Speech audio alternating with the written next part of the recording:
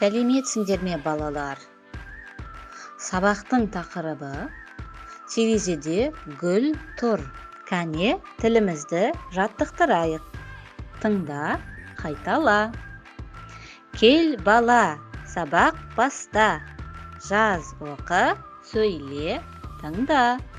Шаршама да, талма, бәрін қайта баста. Бүгінгі сабағымыздың мақсаты баяу және анық айтылған жиі қолданылатын сөздерден құралған қарапайым фразалардың мағынасын түсіну. Бұл сабақта сендер жиі қолданылатын сөздерді білетін боласыңдар. Қарапайым фразалардың мағынасын түсінесіңдер. Сұрақтарға жауап бересіңдер. Ендеше жаңа сөздермен танысайық. Познакомимся с новыми словами. Сынып, класс, су құяды, поливает, терезе, окно. Сурет бойынша сөйлем құрастыр. По рисунку составь предложение. Здесь опорные слова су құяды, гүл. Мысалы, например, бала су құяды, мальчик поливает. Бала гүлге су құяды. Мальчик поливает цветок. Екінші сурет. Второй рисунок. Что мы видим? Дұрыс. Сынып, терезе. Самостоятельно составляйте предложение. Суреттерді сөйлемдермен сәйкестендір. Вот эти предложения нужно с рисунком соединить. Бұл сынып. Терезеде гүл тұр. Әнел су құяды.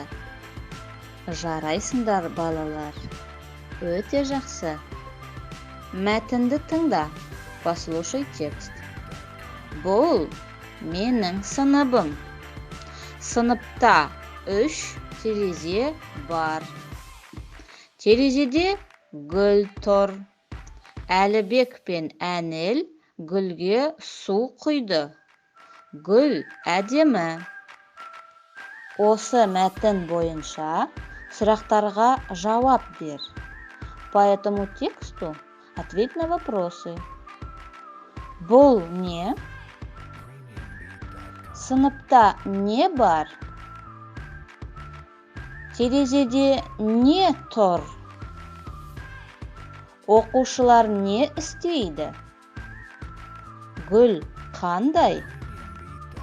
Тапсырманың дескрипторы. Барлық сұрақтарға жауап берді. Ответил на все вопросы. Сұрақтарға қатесіз жауап берді. Ответил правильно. Жарайсың. Енді сөздердің аудармасын табайық. Найдем правильный перевод слов. Окно. Поливает. Класс. Ну-ка, соедините слова. Дұрыс жауабы. Окно, терезе. Поливает, су құяды. Класс, сынып. Өте жақсы. Баспалдақ әдісі бойынша өздеріңнің білімдеріңді бағалаңдар.